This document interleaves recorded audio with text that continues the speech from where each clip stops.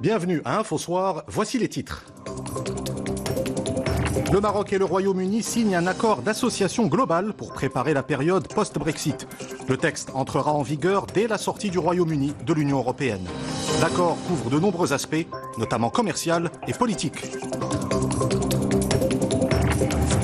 L'Aïon accueille la Semaine de l'entreprise, un événement organisé pour mieux faire connaître les programmes d'appui et d'accompagnement destinés aux jeunes entrepreneurs. Il s'agit notamment de faciliter l'accès au financement. Un premier bilan de la loi sur le travail domestique. Adopté il y a 1 an, le texte vise à garantir les droits des employés de maison. Mais les associations constatent aujourd'hui la lenteur de son application.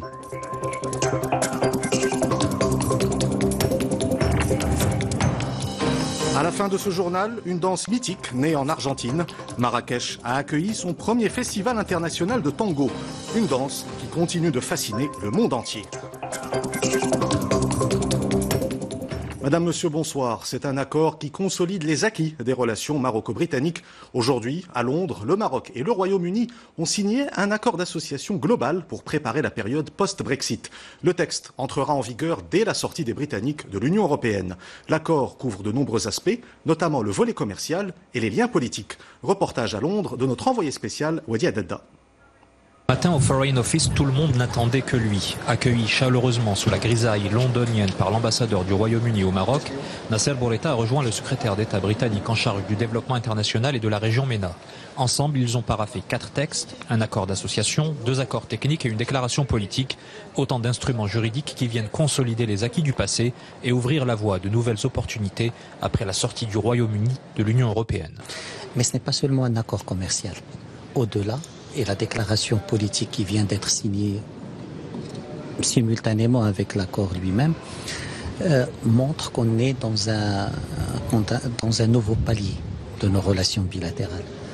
On passe à un partenariat plus stratégique qui conforte une dynamique récente des relations bilatérales, mais qui exprime une ambition réelle, partagée, pour que la relation entre le Maroc et le Royaume-Uni soit plus forte, soit plus substantielle et soit plus une relation d'alliés plutôt que de partenaires commerciaux. 7e client et 11e fournisseur du Maroc, le Royaume-Uni manifeste ainsi un grand appétit pour les produits en provenance du nord comme du sud du pays. De quoi porter les échanges au-delà de la barre symbolique des 20 milliards de dirhams par an, d'où la mise en place de comités spécifiques pour la mise en œuvre et le suivi de ces accords dans les secteurs stratégiques de l'agriculture, des douanes et du commerce. À l'issue de la signature de l'accord d'association et de la déclaration politique entre le Maroc et le Royaume-Uni, les 2 délégations se sont retrouvées pour célébrer cela ici, dans ce restaurant indien de Westminster. Il a été question de l'épineux dossier du Brexit qui conditionne désormais les relations économiques, commerciales et politiques entre les 2 royaumes. Et pour parler de l'accord d'association signé entre le Maroc et le Royaume-Uni, nous retrouvons en direct de Londres Thomas Reilly, ambassadeur du Royaume-Uni au Maroc. Monsieur l'ambassadeur, bonsoir. Merci d'avoir accepté de répondre à nos questions. L'accord d'association couvre de nombreux aspects et vise à maintenir le caractère stratégique des relations entre le Maroc et le Royaume-Uni. Quelle est la portée de ce texte signé aujourd'hui ? Écoutez, merci beaucoup de m'avoir invité ce soir à être avec vous. C'est bien évidemment une journée très importante dans nos relations bilatérales. L'accord de libre-échange qu'on a signé aujourd'hui garantit la continuité du commerce entre les 2 pays après le Brexit, chose qui est très importante pour nous. Et il faut souligner que le commerce bilatéral a atteint un niveau de 2,5 milliards de livres par an. Donc c'est pas mal. Il y a beaucoup de choses encore à faire. Mais cet accord touche sur les secteurs des produits agricoles, textiles, finances, un peu tout. Hein. Vraiment, c'est pour nous à décider ce qu'on veut dans le futur et comment on va continuer à approfondir et à élargir cette relation qui est devenue maintenant un partenariat stratégique pour le Royaume-Uni en Afrique du Nord. L'accord accorde une place importante aux échanges économiques et commerciaux. Quelle place occupe dans cet accord la question de l'accès au marché britannique des produits marocains ? Ça, c'est très important. Pour vous, les Marocains, le marché britannique représente un marché très importante déjà. À peu près 25% de nos tomates qu'on consomme au Royaume-Uni proviennent du Maroc. À peu près 20% des agrumes viennent du Maroc. 11% de l'huile d'olive et 19% de nos olives viennent du Maroc. Et importantement, 60% des sardines qu'on mange au Royaume-Uni viennent du Maroc. Donc dans le secteur agricole, c'est un secteur très important pour le Royaume-Uni qu'on continue à avoir cette relation avec le Maroc. Pour nous, le Royaume-Uni, on regarde le Maroc comme vraiment un ami, un allié stratégique, un partenaire en Afrique du Nord, et encore plus, un portail envers l'Afrique. Vous dites en anglais de temps en temps, et je me permets d'utiliser l'anglais, a gateway to Africa. Donc pour moi, ce partenariat représente vraiment une opportunité pour les deux pays à exploiter, à en rentrer dans les marchés africains, dans les secteurs des textiles, de l'éducation, de l'énergie renouvelable, qui est très important pour les économies africaines, dans le secteur finance, dans le secteur des logistiques, des ports. Donc vraiment, ce partenariat ouvre toutes les portes, toutes les possibilités afin de vraiment approfondir et élargir les relations commerciales et à travers les relations commerciales, les relations politiques aussi. Vous évoquez le caractère politique des liens entre Rabat et Londres. Cet accord d'association est signé à quelques jours d'une réunion du Conseil de sécurité des Nations Unies sur le renouvellement du mandat de la MINURSO. Le Royaume-Uni est un membre permanent du Conseil. Quelle est la position britannique sur le dossier du Sahara ? Bon, il faut commencer par souligner que nous, au Royaume-Uni, nous comprenons très très bien l'importance du Sahara occidental pour le Maroc. La centralité de cette question pour le pays. Et ça, c'est très important de souligner. Donc, notre position, je peux le sommer en 4 parties. En premier lieu, il doit y avoir une solution qui soit juste, pragmatique, durable, acceptable mutuellement et basée sur le compromis. Deuxième position du Royaume-Uni, c'est que l'ONU, le United Nations, les Nations Unies, joue un rôle unique. Donc c'est vraiment pour les Nations Unies à trouver la solution et on doit le trouver à travers les Nations Unies. En troisième position, le Royaume-Uni reconnaît les efforts sérieux et crédibles du Maroc pour trouver une solution à cette question qui est tellement importante. Et en quatrième lieu, il faut souligner qu'on est très reconnaissant du progrès qui a été fait à travers les 2 tables rondes qui ont eu lieu récemment. Et on continue à encourager les parties à suivre, à redoubler leurs efforts, à trouver une solution à cette question qui est tellement importante pour le Maroc. Monsieur Thomas Reilly, ambassadeur du Royaume-Uni au Maroc, merci d'avoir répondu à nos questions. Vous étiez en direct avec nous depuis Londres. Entre le Maroc et le Royaume-Uni, c'est plus de 8 siècles de relations. Londres est aujourd'hui un partenaire stratégique. Et sur le plan commercial, le Royaume-Uni est le 7e client du Maroc et son 11e fournisseur. Plus de développement avec Salima Benabo. Le Royaume-Uni et le Maroc, 2 monarchies profondément enracinées dans l'histoire, liées par des échanges commerciaux vieux de 800 ans. L'an dernier, leur chiffre a atteint 18 milliards de dirhams. L'accord signé aujourd'hui souligne la volonté de poursuivre les efforts pour développer davantage la coopération, tous domaines confondus. Il devrait permettre de booster les quelques 8 milliards de dirhams d'exportation du Maroc vers le Royaume-Uni, faisant de ce pays le 7e client de Rabat et 11e fournisseur dans le cadre de l'accord de libre-échange avec l'Union européenne. À fin mars 2019, les importations marocaines du Royaume-Uni ont frôlé 2 500 000 dirhams et les exportations vers ce pays 2 millions de dirhams. Quant aux investissements directs britanniques au Maroc, ils ont dépassé l'an dernier les 2 milliards de dirhams. Les secteurs concernés par ces investissements sont le commerce, l'industrie et l'immobilier. Le secteur du tourisme rappelle également la profondeur des relations entre les 2 pays. Les quelques 74 vols hebdomadaires entre les 2 royaumes ont permis l'an dernier à quelques 683 000 touristes britanniques de visiter le royaume, plaçant le Royaume-Uni au 4e rang des touristes européens au Maroc. Voici ce que l'on pouvait dire ce soir sur l'accord d'association globale signé à Londres entre le Maroc et le Royaume-Uni. Cette initiative à présent dans la ville de Laayoune, une semaine de l'entreprise a été organisée pour mieux faire connaître les programmes d'appui et d'accompagnement destinés aux jeunes entrepreneurs. Il s'agit de soutenir la création d'entreprises dans plusieurs secteurs, notamment en facilitant l'accès au financement. C'est un reportage de Youssef Wichou, le récit est de Mehdi Foudi. Dans son bureau d'études comptables, Abdelaziz et son équipe s'apprêtent à finaliser une étude d'un projet d'usine de briques dans la province de Laayoune. Cela fait plus de 4 ans qu'il s'est lancé dans ce domaine. Son objectif est de renforcer son équipe en recrutant de nouvelles ressources humaines. Un objectif qui peine à se concrétiser puisqu'il fait désormais face à plusieurs obstacles.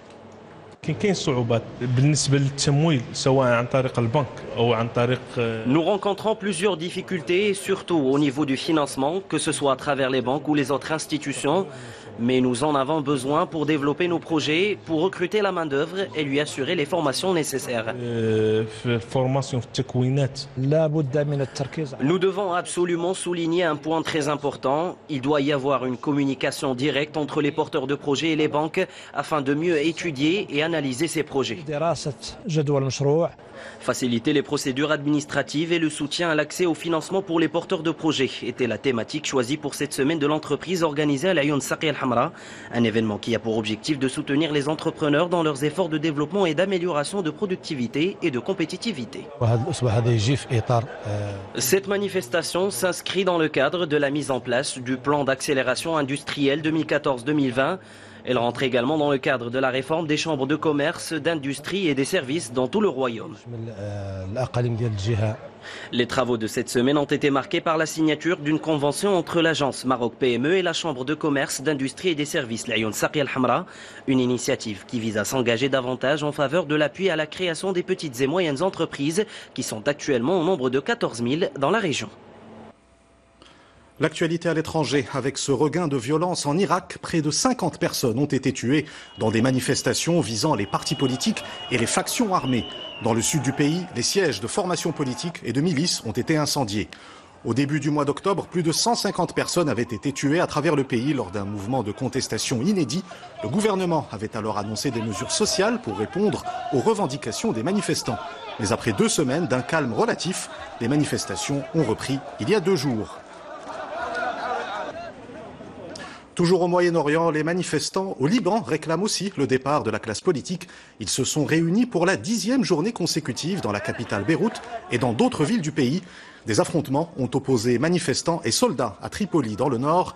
L'armée qui affirme sa volonté d'ouvrir les axes routiers bloqués par les manifestants en privilégiant la négociation pour éviter le recours à la force. Et en Algérie, le mouvement de contestation se poursuit également. Une manifestation impressionnante a eu lieu hier dans la capitale Alger pour le 36e vendredi consécutif de mobilisation. Les protestataires rejettent la tenue de l'élection présidentielle prévue le 12 décembre prochain et pour laquelle 4 candidats ont déposé leur dossier. Le délai de dépôt des candidatures prend fin ce soir. Mehdi Foudi.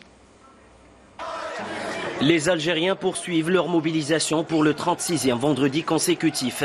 À la veille de l'expiration du délai de dépôt des candidatures pour les élections présidentielles du 12 décembre, ils ont manifesté massivement, revendiquant ainsi l'annulation de ce scrutin et le départ du régime en place. Ils doivent tous se retirer. Nous sommes ici pour soutenir nos frères qui ont été arrêtés. Les vrais nationalistes sont derrière les barreaux, tandis que les traîtres sont toujours libres. Les avocats ont pour leur part investi les rues d'Alger jeudi dernier. C'est devant le tribunal de Sidi Mohamed qui se sont mobilisés pour dénoncer toutes les violations des droits et libertés, tout en exigeant la libération des détenus d'opinion et l'indépendance du pouvoir judiciaire. Nous demandons l'indépendance de tout le système judiciaire. Nous devons mettre fin à ces règlements de compte afin de bâtir un état de droit. Les manifestants maintiennent la pression et rejettent fermement les élections du 12 décembre, alors que seules 4 personnes ont déposé leur candidature. Retour au Maroc avec cette saisie de drogue. Plus de 9 tonnes de shira ont été saisies dans une ferme dans la région de Gznaïa, à une vingtaine de kilomètres de Tanger. L'opération a aussi permis d'appréhender 5 personnes pour liens présumés avec un réseau de trafic international de drogue et de psychotropes. C'est ce qu'annonce la Direction générale de la Sûreté nationale. Les services de sécurité qui réagissent suite à la diffusion sur les réseaux sociaux d'une publication prétendant que la cellule terroriste démantelée hier à Tamaris, Ouazzane et Chefchaouen projetait de cibler certaines écoles étrangères au Maroc. Ils démentent en bloc les allégations et mensonges contenus dans cette publication et précisent que les actes terroristes que les membres de la cellule préparaient ne projetaient aucunement de cibler des écoles étrangères. Les services de sécurité qui ajoutent être mobilisés pour identifier les éléments et les parties derrière la dite publication, prendre les mesures juridiques appropriées à leur encontre et les traduire devant la justice. C'était il y a un an, une loi sur le travail domestique entrée en vigueur. Le texte a été adopté pour garantir les droits des employés de maison. Une avancée juridique unanimement saluée, mais les associations constatent aujourd'hui la lenteur de son application. En une année, moins de 600 contrats de travail domestique ont été signés à travers le pays. C'est un reportage de Jada Berdan, Mustafa Sadouni et Yousf Lotfi. Le récit est de Salima Bnadbo. Leur offrir un avenir plus serein et des meilleures conditions de travail, c'était la finalité de la loi 1912. Un an après, moins de 600 contrats ont été déposés auprès du ministère de l'Emploi, un chiffre synonyme d'échec pour la société civile.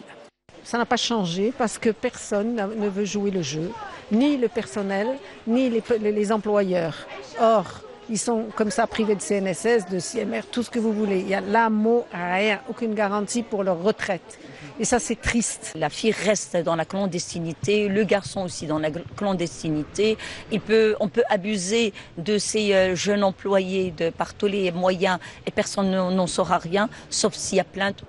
Pourtant, le ministère de tutelle travaille d'arrache-pied pour sensibiliser le plus grand nombre de personnes, employeurs et employés, à l'importance que revêt le contrat de travail et son caractère obligatoire. Salima Admi le reconnaît, il faudra du temps pour faire bouger les choses.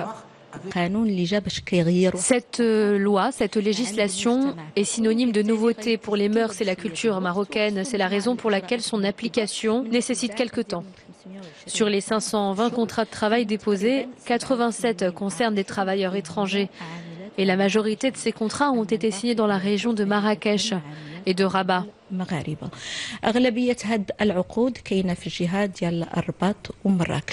Enfin, sur ces 520 contrats de travail, seule la moitié ont été déposés à la Caisse nationale de sécurité sociale. Une goutte d'eau comparée aux millions d'employés de maison recensés par les associations actives dans ce domaine et toujours dans une situation des plus précaires. Une danse mythique pour clôturer ce journal. Marrakech a accueilli le premier festival international de tango. Cette danse argentine continue de fasciner le monde entier, un siècle après son apparition dans les faubourgs de Buenos Aires. Le festival, organisé dans la ville ocre, ambitionne également de créer un pont entre les cultures marocaines et sud-américaines. C'est un reportage de Isa Sharqi et Mohamed Chahima. C'est au rythme du tango qu'a vibré Marrakech le temps d'un festival inédit dédié à cette danse de salon. Au programme festivités, soirées dansantes et cours d'initiation animés par des maestros de renommée internationale. Durant ces sessions d'apprentissage, l'accent est mis sur la posture du corps. Il y a un rapport avec mon corps. Et mon corps, il est basé sur l'axe. L'axe, c'est juste quelque chose d'abstrait qu'en fait, il faut la rendre concrète, comme plein de choses dans la vie. Et alors c'est pour ça qu'on a commencé à travailler avec ça. C'est mon premier cours de danse de salon. Que vous dire, les pieds se mélangent un peu, mais j'aime ça. Après les cours, place à la milongas, un bal dansant au cours duquel les tongueros font une démonstration sous l'œil fasciné des participants. Pour cette première édition, l'Argentine est mise à l'honneur, l'occasion de créer un pont culturel entre les deux pays. Moi, j'ai toujours présenté ce festival comme un pont entre l'Argentine et le Maroc, parce que d'abord il y a beaucoup de similitudes entre la culture argentine et la culture marocaine. Les Argentins se sentent au Maroc chez eux. On pense que le tango au Maroc, ça peut être un message d'ouverture et ça nous paraît important qu'aujourd'hui l'ouverture sur les autres cultures soit reconnue dans le monde. Né dans les quartiers pauvres de Buenos Aires et Montevideo, le tango est un art mélancolique et sensuel, riche en histoire et en émotions, qui a rejoint le patrimoine mondial culturel et immatériel de l'UNESCO en 2009. Avant de nous quitter, je vous rappelle l'une des principales informations de cette édition. Le Maroc et le Royaume-Uni signent un accord d'association global pour préparer la période post-Brexit. Le texte consolide les acquis des relations maroco-britanniques. Il entrera en vigueur dès la sortie du Royaume-Uni de l'Union européenne. L'accord couvre de nombreux aspects, notamment le volet commercial et les liens politiques. Avant de refermer ce journal, je tiens à vous remercier de nous rester fidèles. Vous êtes en effet de plus en plus nombreux à suivre nos quotidiennes de l'information. Hier, vous étiez en audience cumulée, plus de 37 millions de téléspectateurs à nous suivre, dont 15 millions pour nos journaux télévisés. Infosoir, que j'ai le plaisir de vous présenter, a été suivi par très exactement 4 885 000 d'entre vous et El Massaïa par 5 814 000 téléspectateurs. Encore une fois, au nom de toutes nos équipes, je vous remercie de nous conforter dans notre première place au Maroc et dans la région pour vous tenir informés. C'est la fin de cette édition. Vous retrouvez tout à l'heure Sana Rahimi pour Al Massaïa. Quant à moi, je vous dis à demain. Excellente soirée sur 2M.